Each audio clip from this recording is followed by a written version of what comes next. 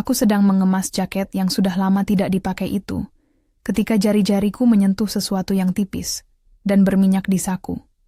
Sebuah kertas kecil yang setengah terlipat. Awalnya aku pikir itu sekadar kertas belanja, atau mungkin tisu. Aku tidak pernah menyangka bahwa yang kupegang akan mengubah seluruh cara aku melihat 8 tahun yang telah kulewati bersama Indra.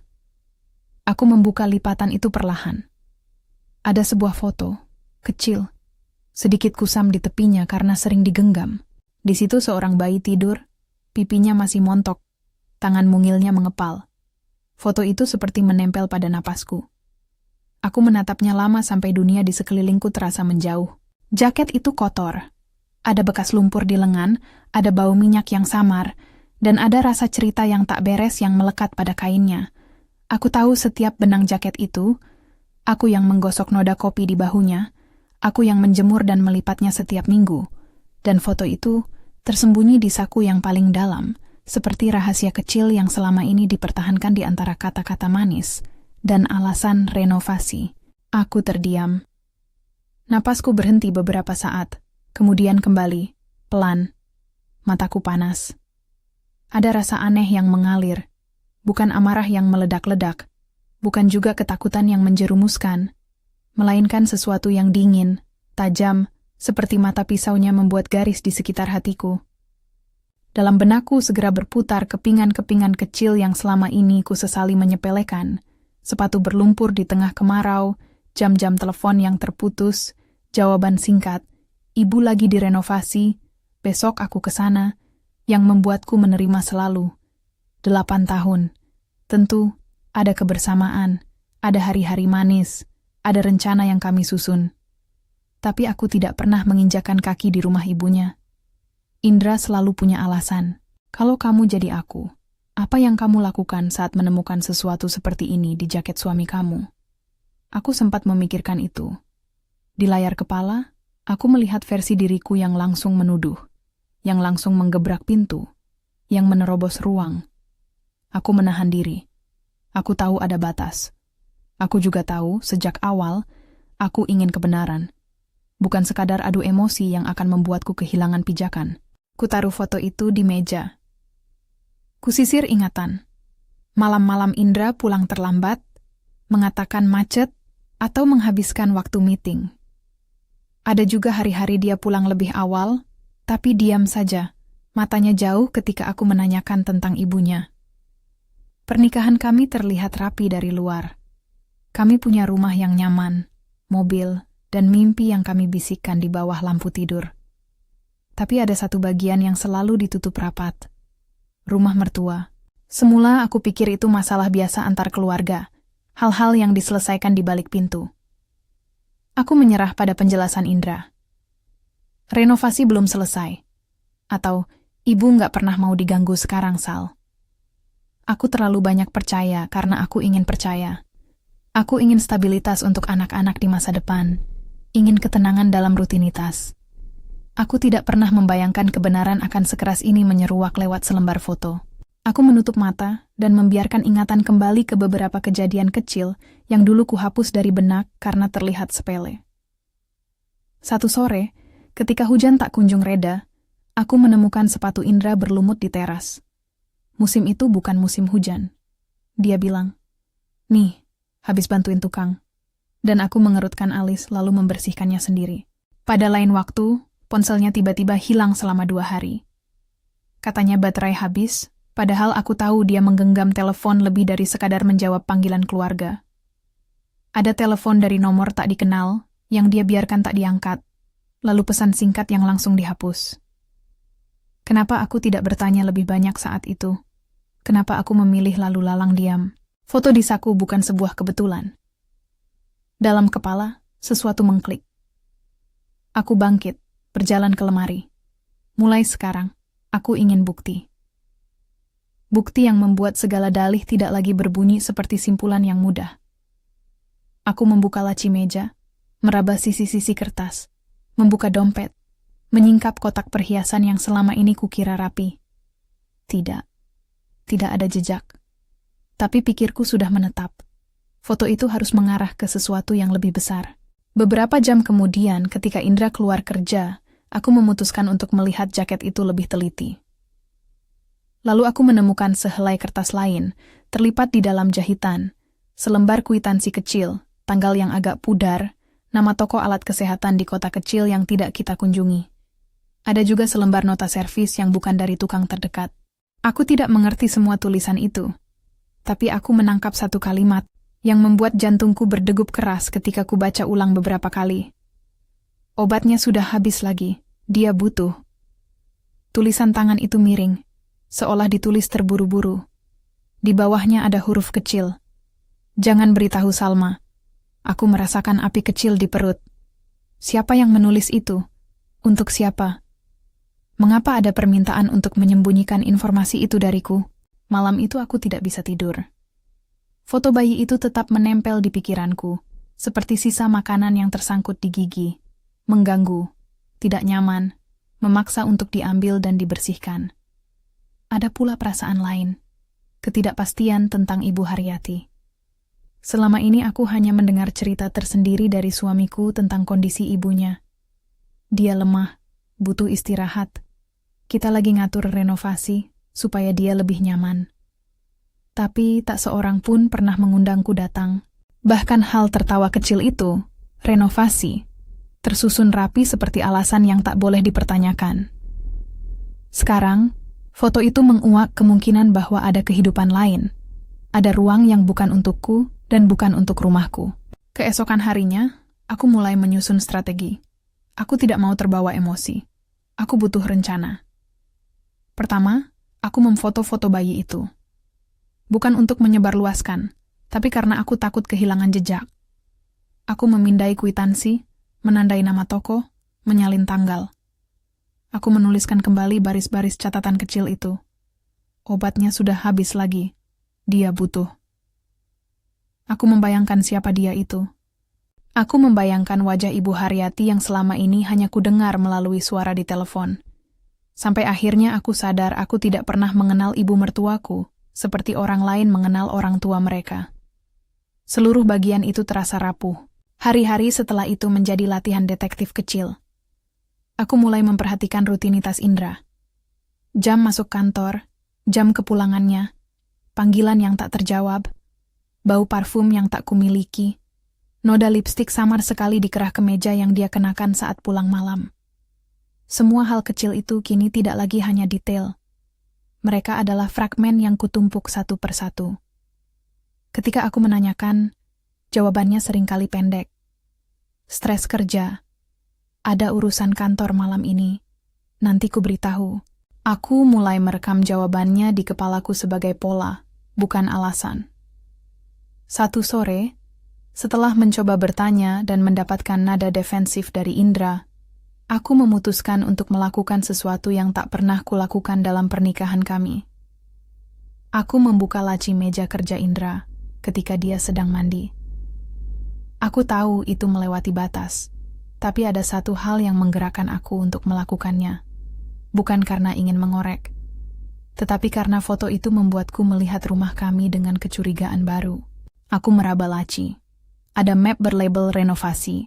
Ada beberapa kwitansi yang kusam, dan di baliknya, sebuah kunci kecil. Benda itu berbeda dari kunci rumah yang biasa dia bawa.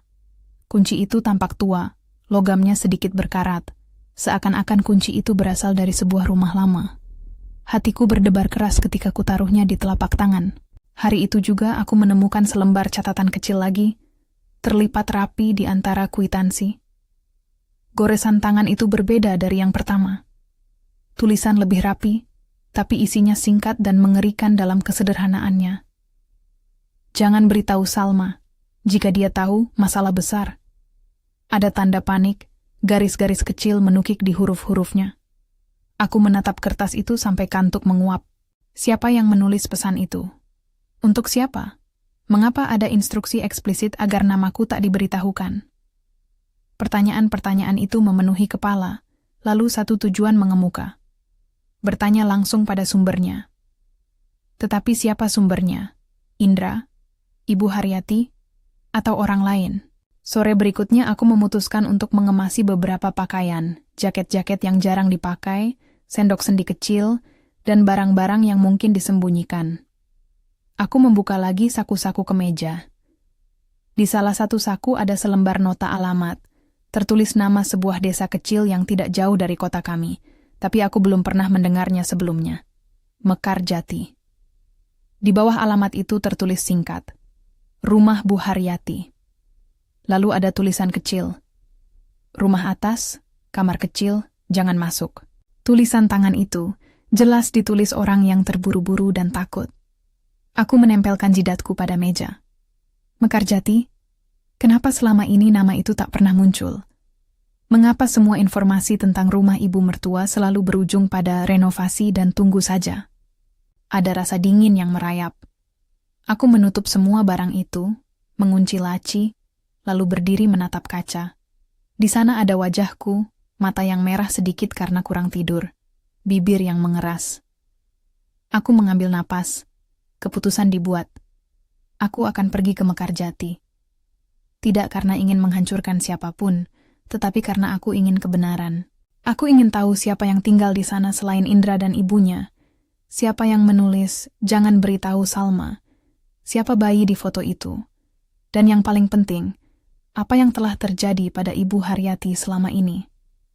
Persiapan untuk pergi ke kampung membuatku terbangun dari peran pasif. Aku tidak memberitahu Indra. Aku butuh waktu untuk berpikir, menyusun bukti. Jika aku benar-benar menemukan sesuatu yang salah, aku harus bisa menunjukkan bukti-bukti itu. Aku mengambil setiap kertas kecil yang kutemukan, memfotokopi, menyusun secara kronologis di meja ruang tamu. Foto bayi di paku binder, kwitansi di sebelahnya, kunci yang kutaruh di samping. Ada perasaan aneh melihat mereka berjajar seperti tersangka dalam sebuah kasus kecil, dokumen yang memohon untuk didengar. Perjalanan ke Mekarjati kuatur secara sederhana, supaya terlihat seperti kunjungan teman. Aku memakai pakaian biasa, menyembunyikan jejak, tidak memposting di media sosial, tidak meninggalkan pesan di rumah. Aku ingin suasana alami, agar bila ada yang sedang memantau, mereka tidak curiga. Di kepalaku putar lagi nasihat yang pernah kudengar dari sahabat. Kalau mau tahu kebenaran, datangi tempatnya sendiri. Itu yang kulakukan sekarang. Mekarjati ternyata lebih rapi daripada yang kubayangkan. Pepohonan berjajar rapi di pinggir jalan, pagar-pagar dicat, dan aroma bunga kembang sepatu menyapa lembut. Di kejauhan tampak rumah yang menurutku bisa jadi rumah mertua. Halaman terawat, cat baru, tanaman hias rapi. Ada ketidaksesuaian antara cerita tentang rumah yang direnovasi dan kenyataan di depanku. Rumah itu terlihat seperti rumah keluarga yang cukup berkecukupan. Di pekarangan ada sebuah miniatur ayunan. Beberapa mainan kecil tertinggal di pojok, seolah-olah baru saja ditinggalkan. Hal itu menambah rasa aneh. Aku berdiri beberapa meter dari gerbang, memperhatikan gerak-gerik tetangga. Seorang ibu-ibu paruhbaya menyapu teras. Ia berhenti sebentar menatapku dengan saksama ketika kulihat ke arahnya. Aku mendekat perlahan. Namanya Bu Susi, seorang tetangga yang dipanggil beberapa kali oleh Indra dalam ceritanya. Dia menatapku penuh keheranan ketika kutanyakan apakah dia mengenal rumah itu. "Rumah siapa, Bu?" tanyaku, menahan suara yang bergetar sedikit. "Oh, itu rumah Bu Haryati," jawabnya singkat. "Kalau dari dulu sih, tapi..." Dia berhenti sejenak, matanya menatap ke arah rumah dengan sesuatu yang kutafsir sebagai keraguan. "Rumah itu memang sempat direnovasi, tapi sekarang sudah bagus lagi. Anak muda di sana gampang saja mengatur." "Kenapa, Nak?" Aku menghela napas, mencoba menampung semua rasa yang mengepung. "Boleh saya masuk sejenak? Ada urusan keluarga." Aku menyodorkan senyum yang coba kutahan, agar tidak kelihatan cemas. Bu Susi menimbang sebentar.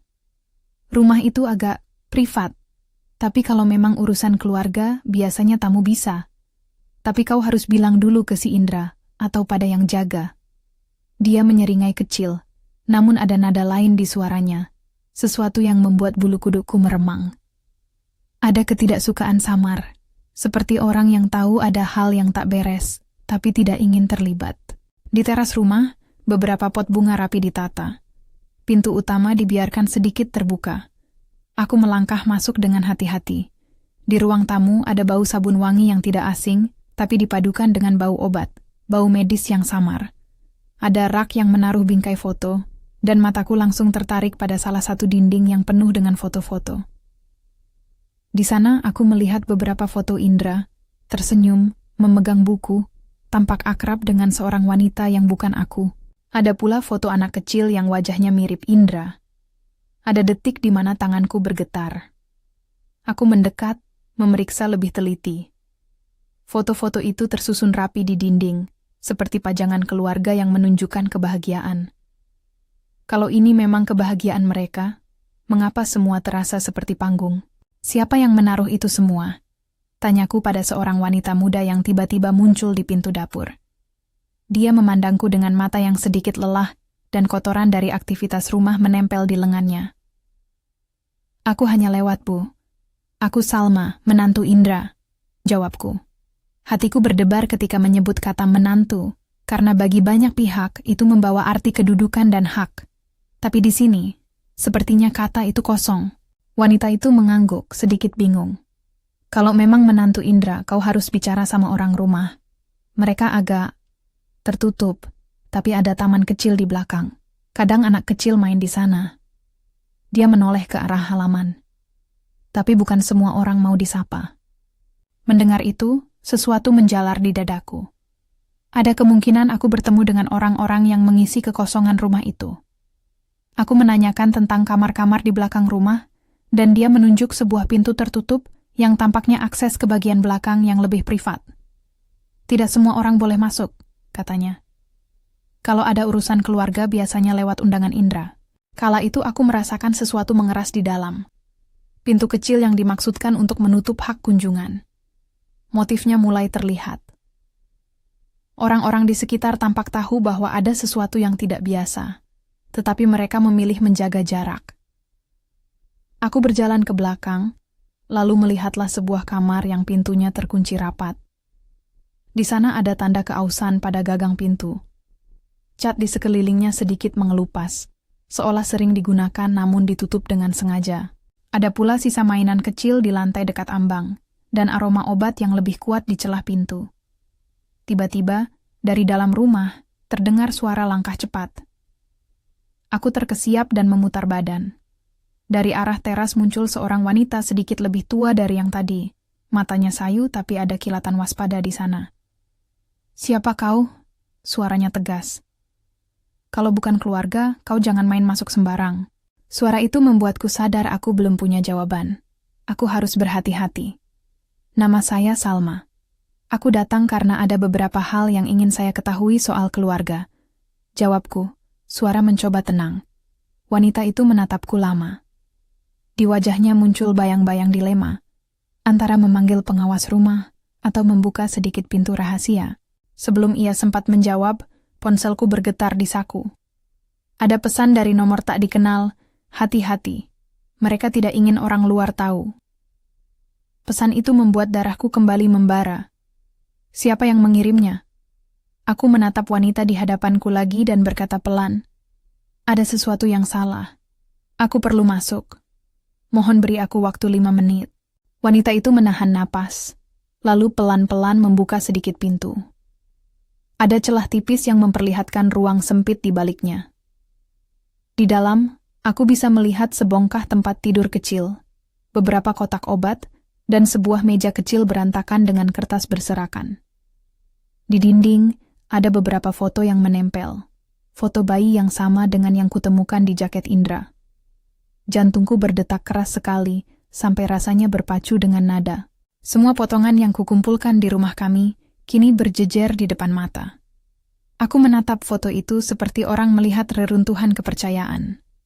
Foto bayi itu, yang semula hanya sebuah secarik kertas kecil, kini tampak seperti pusat dari semua jawaban. Di atas meja, ada sebuah buku catatan yang terlihat lusuh. Sampulnya berdebu, tapi ada tulisan di sampul yang membuat tanganku gemetar ketika kupungut. Catatan Bu H. Huruf-huruf itu mirip dengan beberapa goresan yang kutemukan di kertas kecil di jaket. Aku meraba buku itu perlahan seolah memegang benda rapuh. Di antara kertas-kertas yang berserakan kutemukan pula surat-surat kecil, beberapa resep obat dengan cap apotek, dan sehelai kertas yang kubaca tanpa sadar.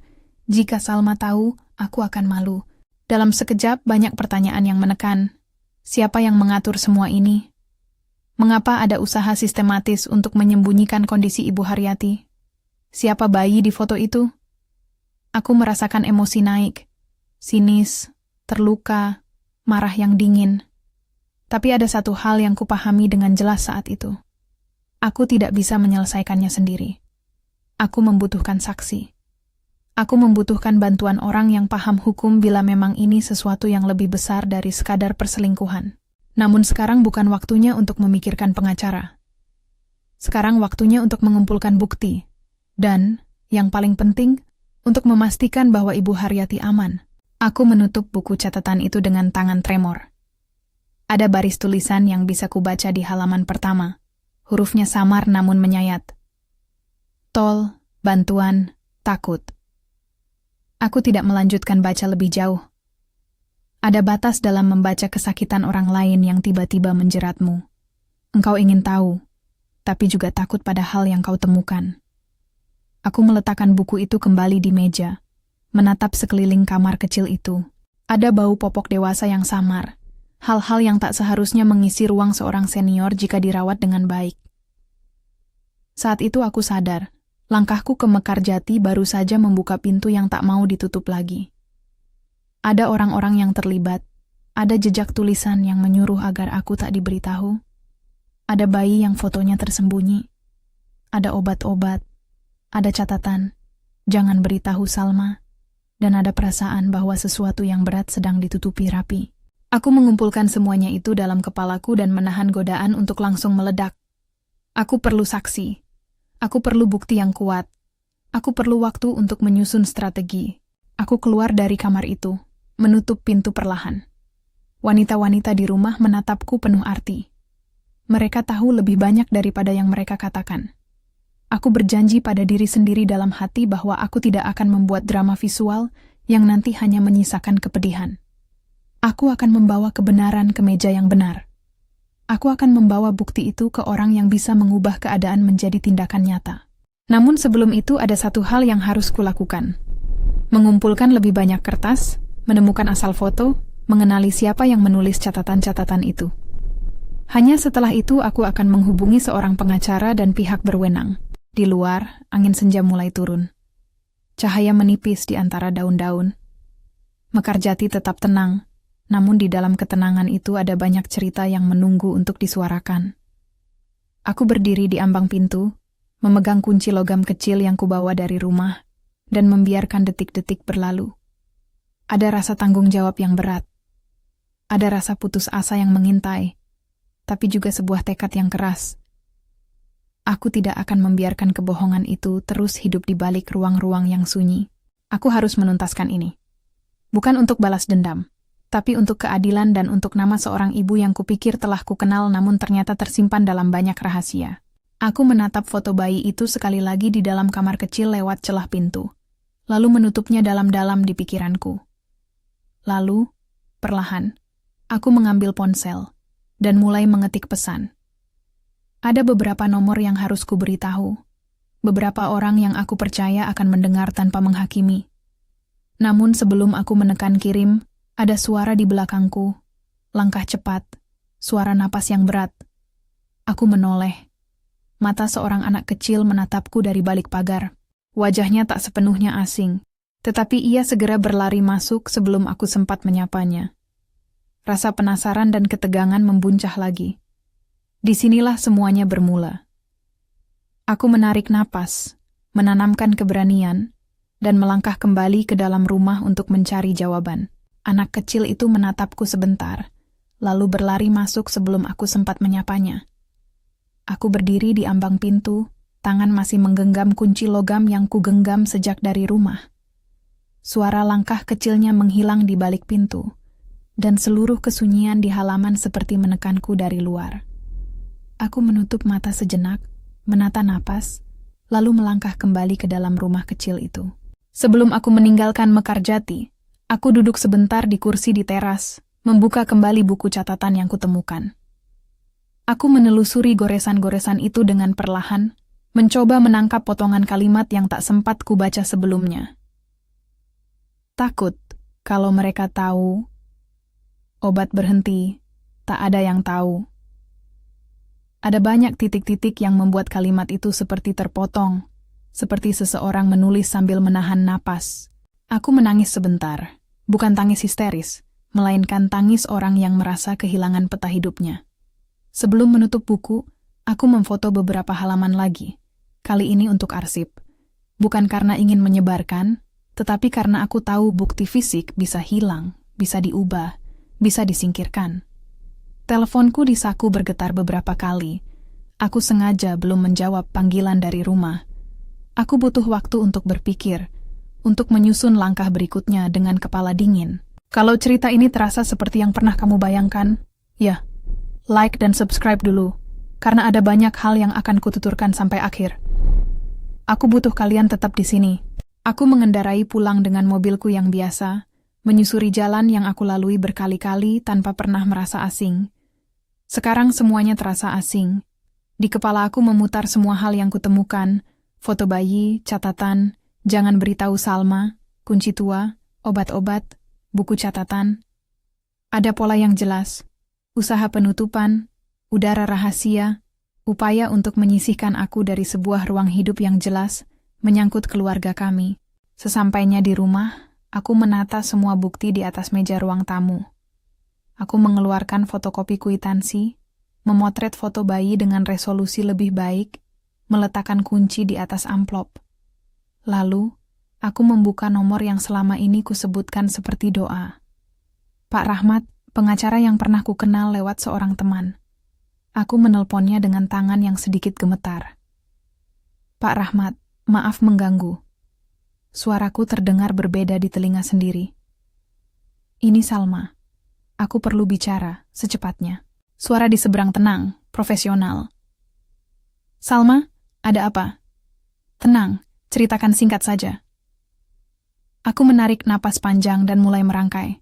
Foto di saku jaket suami, kunci ditemukan di laci, catatan, jangan beritahu Salma, bukti obat dan resep, kamar kecil di Mekarjati, buku catatan Ibu H, bau popok dan tanda-tanda penelantaran.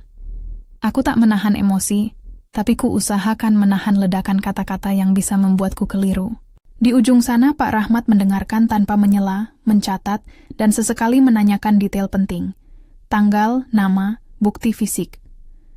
Jangan bertindak sendiri Bu Salma, katanya setelah kupaparkan semuanya.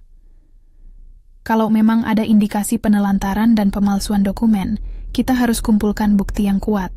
Kita butuh saksi, bukti transaksi, catatan medis resmi kalau ada, dan yang paling penting, jangan tunjukkan bukti itu kepada orang yang mungkin menghilangkannya. Kalau perlu, saya bisa bantu mengajukan permohonan perlindungan sementara dan bekerja sama dengan polisi. Aku mengangguk, padahal dia tidak melihat. Suaraku serak. Aku takut, Pak. Tapi aku juga takut kalau aku diam. Baik. Kita mulai dari langkah aman. Anda simpan semua bukti yang sudah ada.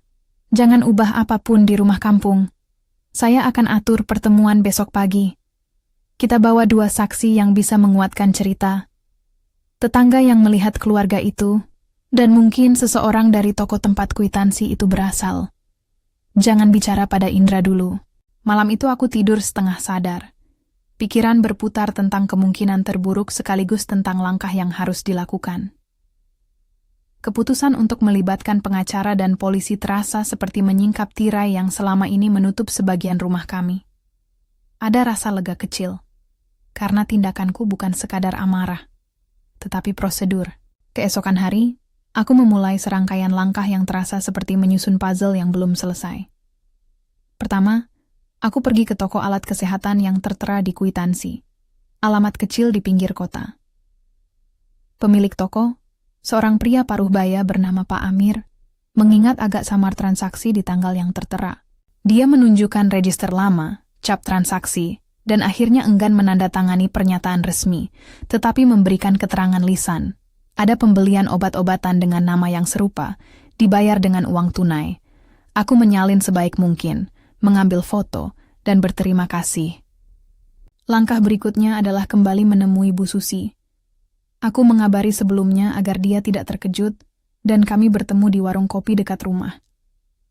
Bu Susi tampak lelah, seperti wanita yang memendam sesuatu. Aku memintanya bercerita apa yang ia lihat di Mekarjati. Saya lihat ada yang sering ke sana malam-malam. Katanya setelah aku berjanji, tidak akan menyalahkan dirinya jika ia takut. Kadang ada paket, kadang 2 orang muda yang datang. Tapi yang bikin saya heran, Bu Haryati jarang keluar. Kadang suaranya terdengar, seperti batuk-batuk kecil. Beberapa kali saya lihat ada popok dewasa di jalan samping rumahnya. Tapi kami sini takut ikut campur, bukan urusan kami gitu. Tapi saya lihat ada sesuatu yang enggak normal. Dia menunduk lalu menatapku. Saya juga pernah dengar, Bu. Kalau ada yang suruh jangan bilang pada menantunya. Katanya ribet.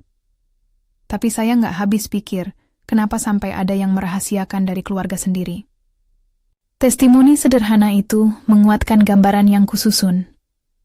Ada penutupan sistematis. Dengan bukti-bukti awal yang kususun, foto, kwitansi, catatan, aku menghubungi Pak Rahmat lagi dan memberitahukan perkembangan. Ia menyarankan menambah saksi resmi, seseorang dari apotek yang memberikan resep, dan seorang tetangga yang melihat Indra datang malam-malam. Dia juga menyarankan aku merekam pernyataan resmi dari Bu Susi di kantor polisi, sehingga akan ada bukti tertulis yang bisa diajukan ke pengadilan nanti. Rencana disusun. Kami akan mengumpulkan lebih banyak bukti, lalu mengajukan laporan resmi ke polisi. Namun, Pak Rahmat menegaskan satu hal. Konfrontasi langsung tetap harus diatur bersama polisi. Jangan menghadapinya sendirian, Bu. Kalau ada ancaman atau tindakan kriminal, polisi yang bertindak. Kita akan minta pengamanan agar bukti tidak dihancurkan. Di hari yang telah ditentukan, kami datang ke polsek setempat. Seorang perwira muda menyambut kami, mencatat, lalu memberikan petunjuk untuk mengajukan laporan dan menyiapkan tim pemeriksa. Aku merasa lega sekaligus gugup. Meletakkan semua bukti di meja petugas, foto, buku harian fotokopi, kwitansi, berasa seperti menaruh kepingan hatiku di atas meja yang dingin. Mereka mengambilnya, memfoto, membuat berkas resmi. Ada prosedur panjang, ada cap-cap basah, ada nama-nama yang dicatat berulang kali. Tapi itu legal, itu berarti ada jalur yang bisa mengubah rasa tidak berdaya menjadi tindakan. Setelah laporan resmi, langkah kami berikutnya adalah mengamankan saksi dan merencanakan konfrontasi tertutup dengan pendampingan hukum dan polisi. Pak Rahmat meminta agar aku tidak membawa kamera atau mengundang orang lain. Ia yang akan memimpin komunikasi dengan penyidik. Ketika rencana ditegaskan, mendatangi rumah yang diduga menjadi tempat perawatan Ibu Haryati bersama aparat, aku tahu saatnya untuk menghadapi suami, tapi bukan sebagai perkelahian pribadi. Sebagai korban yang menuntut penegakan hukum. Di pagi hari yang tenang, kami bergerak. Mobil polisi, mobil penyidik, mobilku. Rasanya seperti sebuah misi. Beda, karena tidak ada kamera TV, tidak ada komentar sensasional, hanya sekelompok orang yang tugasnya memulihkan rasa aman dan menegakkan aturan. Kami tiba di rumah yang lama aku sebut rumah Vera. Tetangga menonton dari kejauhan. Aku menurunkan langkah, jantung masih berat, namun ada keteguhan di dalam.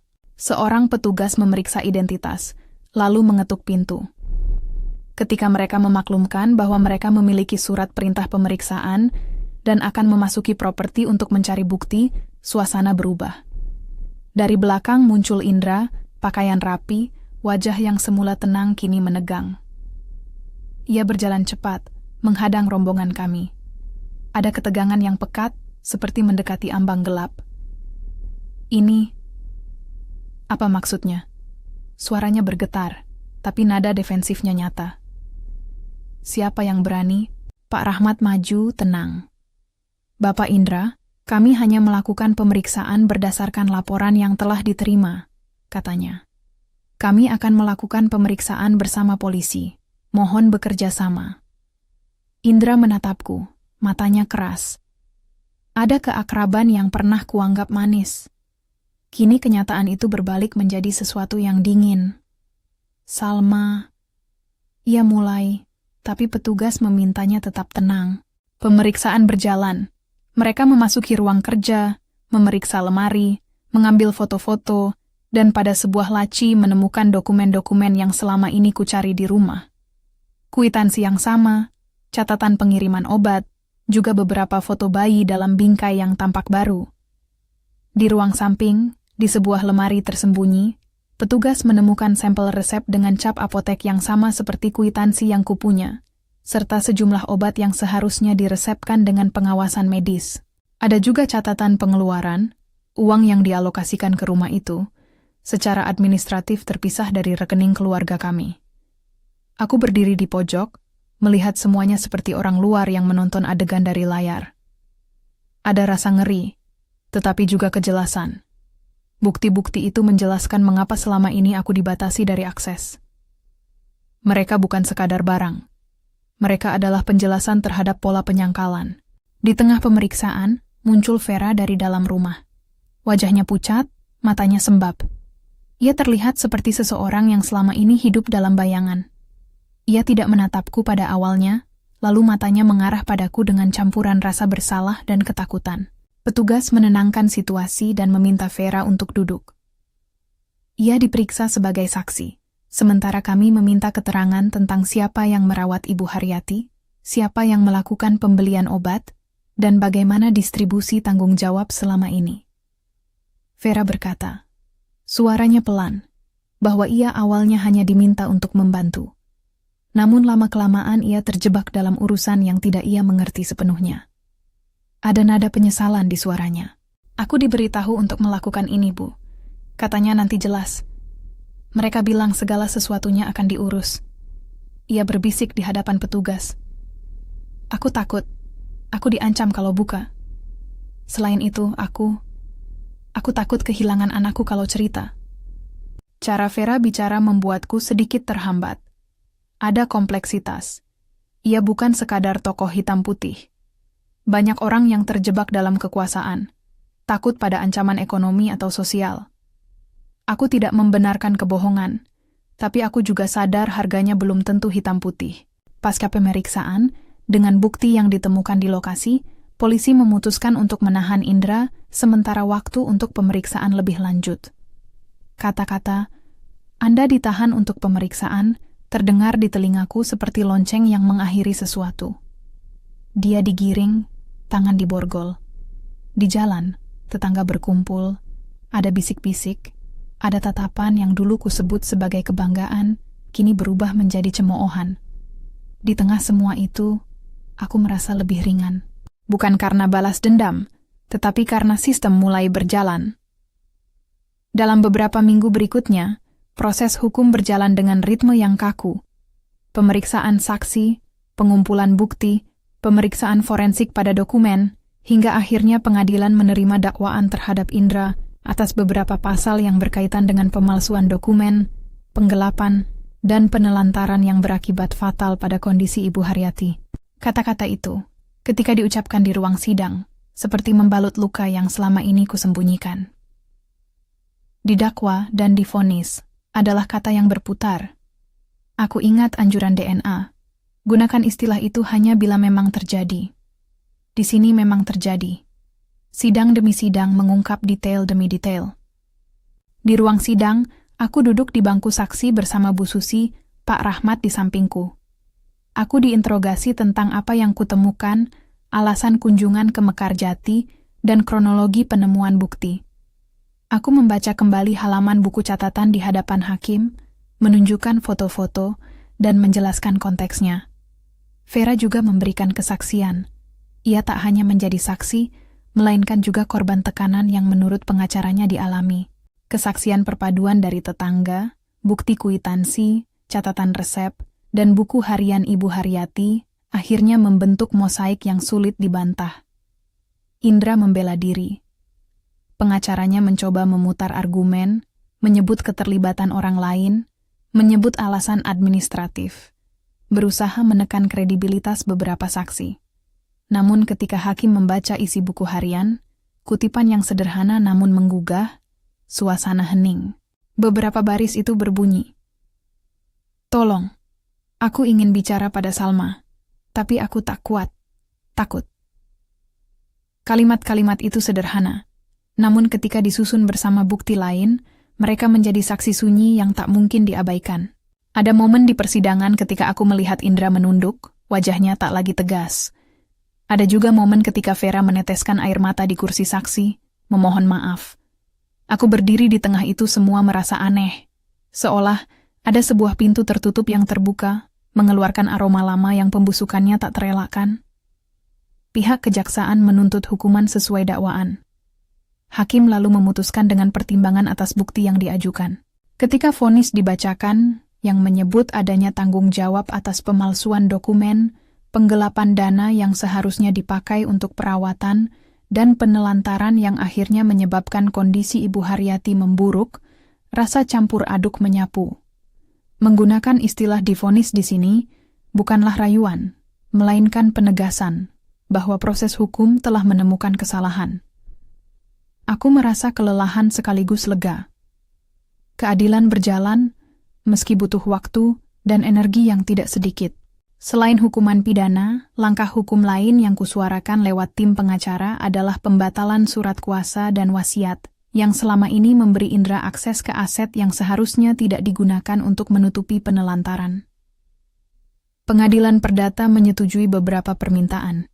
Inilah salah satu momen ketika hukum sipil membantu memulihkan hak atas properti dan aset.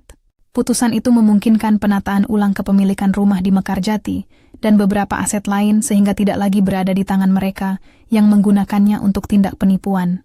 Ketika semua proses hukum berjalan, aku mendapat tawaran banyak hal. Ada orang yang menawarkan kompensasi, ada pula yang menyarankan aku mengambil alih rumah kampung itu sebagai hak saya. Namun, setelah merenung panjang, aku memilih jalur yang mungkin tak lazim. Aku menolak mengambil keuntungan pribadi dari penderitaan. Aku meminta agar aset yang diperoleh dari proses hukum dialihkan untuk perawatan Ibu Haryati yang memerlukan perawatan medis yang layak, serta bantuan untuk Vera dan anaknya. Karena anak itu tak bersalah, dan Vera, meski melakukan kesalahan, adalah manusia yang juga layak dibantu agar tak terus terjebak dalam lingkaran kekerasan dan ketergantungan. Keputusan itu bukan sekadar sentimental. Bagiku, keadilan bukan hanya soal hukuman, tetapi soal pemulihan. Jika rumah kampung itu hanya menjadi monumen luka, maka luka itu tak akan sembuh. Lebih baik rumah itu diubah menjadi sesuatu yang memberi manfaat bagi banyak orang. Simbol kebangkitan, bukan pengingat jejak kelam. Mereka yang tadinya melihatku sebagai perempuan yang tertipu kini, melihatku berbeda. Ada yang memuji, ada pula yang menilai pilihanku naif. Tetapi aku tak butuh semua pendapat itu. Aku butuh hasil akhir yang memberi keselamatan untuk ibu yang terluka, peluang bagi anak kecil yang tak bersalah, dan ruang bagi diriku untuk bernapas kembali. Proses pemulihan dimulai dari langkah paling praktis, pembersihan rumah, perbaikan dokumen hukum, dan penataan manajemen sosial untuk perawatan Ibu Haryati, dan program bantuan bagi Vera. Kami bekerja sama dengan sebuah yayasan sosial lokal untuk mengatur dukungan kesehatan dan psikologis. Vera menerima program rehabilitasi sosial, pelatihan keterampilan, dukungan psikologis, dan juga pengaturan hak asuh anak jika suatu saat diperlukan. Bian, anak kecil yang wajahnya sering menatap fotoku seperti pertanyaan, mendapatkan akses ke layanan kesehatan dan pendidikan. Sementara itu, rumah yang dulu menjadi tempat penutupan rahasia mulai dibersihkan. Ketika aku menginjak lantai itu pertama kali setelah keputusan hukum selesai, rasanya seperti memasuki situs sejarah yang harus dipulihkan. Aku berdiri di ruang yang pernah kusebut sebagai kamar kecil tempat buku harian ditemukan, dan memutuskan aku tak ingin mengunci ruang itu sebagai ingatan menyakitkan. Aku ingin mengubahnya menjadi sesuatu yang hidup. Bersama beberapa teman, tetangga, dan yayasan, kami merancang sebuah perpustakaan anak di rumah kampung itu. Ide sederhana, ubah rumah yang dulu menjadi tempat rahasia dan penderitaan menjadi ruang baca bagi anak-anak di Mekarjati. Rak buku dipasang, meja kecil dan kursi warna-warni dibawa, dinding dicat cerah. Bukti-bukti yang ditemukan diserahkan ke arsip resmi. Tidak semuanya dipajang. Ada batas-batas yang harus dihormati. Namun beberapa halaman pilihan dari buku harian yang menunjukkan betapa rapuhnya kehidupan seorang lansia, tanpa menyingkap identitas atau detail memalukan, dijadikan materi pembelajaran, sebuah pengingat tentang pentingnya martabat manusia. Hari pertama perpustakaan itu dibuka untuk umum. Aku berdiri di pintu sambil melihat anak-anak berlarian mengambil buku bergambar. Wajah-wajah mereka penuh rasa ingin tahu. Di sudut, Bian duduk membaca buku bergambar dengan serius, seolah memahami urgensi sesuatu. Tanpa kamera sensasional, tanpa sorotan besar, hanya tawa dan halaman buku yang bergeser. Ada rasa damai yang perlahan kembali menyusup ke paru-paruku. Walau begitu, bekas luka emosional tak hilang begitu saja. Aku masih berjumpa dengan momen-momen ketika wajah Indra memenuhi pikiranku, bukan dengan kebencian yang menghapus akal, tetapi dengan analisis dingin tentang bagaimana seseorang bisa menggulung hidup orang lain dengan kebohongan. Di malam-malam tertentu, aku terbangun mendengar bayangan-bayangan masa lalu. Namun kini aku punya rutinitas baru. Bekerja di perpustakaan, berkoordinasi dengan yayasan, mendampingi Vera ketika ia menghadiri konseling. Kegiatan-kegiatan itu memberi ruang bagiku untuk berubah dari orang yang terluka menjadi agen pemulihan. Salah satu hal yang paling membantu adalah cerita-cerita kecil dari anak-anak yang datang. Suatu hari, seorang gadis kecil menaruh buku bergambar di pangkuanku dan berkata pelan, "Mbak Salma, aku mau jadi penulis. Mau cerita tentang nenek yang suka menanam bunga." Aku menatapnya lama, lalu tersenyum. "Tulis saja, Nak. Nanti kita baca bareng di sini." Ada saat-saat ketika tetangga melewatiku dan berkata singkat, "Terima kasih, Bu. Rumah jadi berguna." Itu menghangatkan, bukan karena pujian, tetapi karena konfirmasi bahwa keputusan untuk mengubah rumah menjadi perpustakaan adalah hal benar. Dalam proses hukum, vonis telah melalui jalan akhir. Indra divonis sesuai dakwaan, skor detail hukum yang panjang, penalti yang ditetapkan oleh hakim, dan kewajiban restitusi kepada pihak yang dirugikan. Aku tak akan memanjakan cerita ini dengan ulang-ulang rincian hukuman. Yang penting, ada upaya pemulihan dan ada pengakuan atas kesalahan yang dilakukan. Selain hukuman pidana, ada juga proses perdata yang menyusun ulang penggunaan aset agar tak lagi menjadi sarana penipuan. Tantangan berikutnya adalah membangun kembali namaku di hadapan orang-orang yang mungkin dulu menilai aku naif. Aku harus menghadapi tatapan yang pernah penuh simpati berubah menjadi kata, "Mengapa tidak melihat dari awal?" Itu tak mudah. Namun, percayalah, membangun ulang diri jauh lebih penting daripada membalas dendam. Aku harus membuktikan pada diriku sendiri bahwa aku mampu memimpin sesuatu yang memberi manfaat, bukan sekadar ingin kembali ke zona nyaman lama. Satu hal yang kusadari, nyaris tanpa kusadari, adalah pentingnya mendokumentasikan setiap hal. Buku catatan itu, yang pernah membuatku sakit, kini menjadi alat perubahan. Halaman-halamannya dicatat oleh pihak berwajib, diletakkan di arsip, dan beberapa fragmen yang menunjukkan urgensi perawatan menjadi bahan edukasi untuk keluarga lain, agar tidak mengulangi kesalahan yang sama. Pada sisi personal, aku sempat berdiskusi panjang dengan beberapa sahabat tentang batas kebesaran hati dan ketegasan hukum. Ada orang yang berpikir aku terlalu baik karena meminta sebagian aset disalurkan untuk bantuan bagi Vera. Ada juga yang mengingatkanku bahwa belas kasih tak selalu praktis bila pihak yang bersalah belum benar-benar bertobat. Itu diskusi yang menantang. Namun aku memilih arah hatiku, menolak menjadikan luka sebagai alat balas dendam.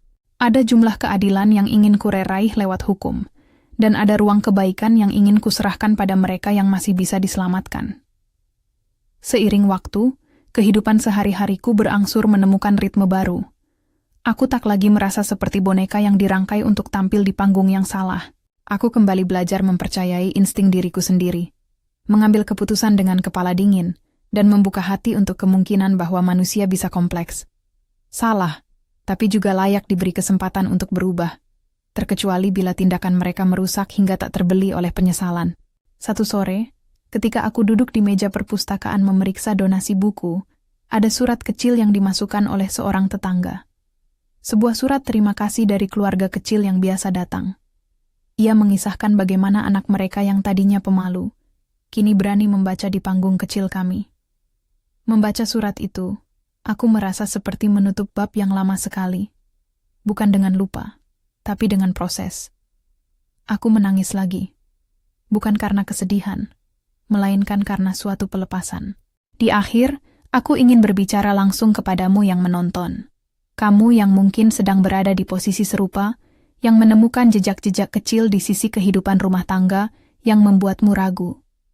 Ingat ini, kebenaran seringkali muncul dalam bentuk yang kecil, secuil foto, catatan samar, kwitansi pudar. Jangan meremehkan intuisi. Namun juga, jangan bertindak sendiri dalam kemarahan. Cari bantuan yang profesional, dokumentasikan bukti, dan libatkan pihak yang berwenang. Prosesnya panjang dan melelahkan, tetapi ada jalur hukum yang bisa membawa pembenaran dan pemulihan.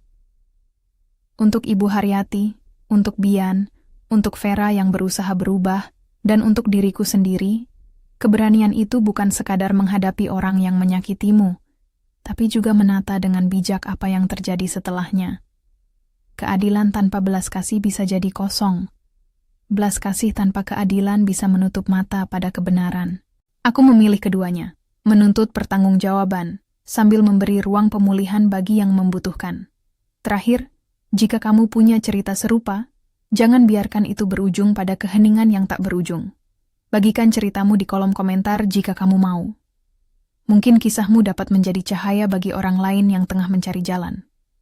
Jangan lupa juga subscribe, agar kamu tidak ketinggalan cerita-cerita yang lain. Dan bila kamu merasa terjebak sekarang, carilah pengacara atau pihak berwenang yang bisa membantu. Jangan melakukan tindakan berisiko sendiri. Aku menutup hari dengan berjalan ke perpustakaan kecil itu, menaruh 2 buku baru di rak, dan melihat anak-anak yang tertawa. Di sudut, Bian menatap halaman bergambar, sesekali menoleh padaku dengan senyum kecil. Senyum itu sederhana, namun bagiku ia seperti penegasan bahwa dari hal paling kelam sekalipun, sesuatu yang hidup dapat tumbuh kembali. Aku masih menyimpan bekas-bekas luka, dan kadang namanya masih berdentang di kepala. Namun hari ini aku bisa mengatakan, aku menemukan kembali diriku di antara serpihan-serpihan itu.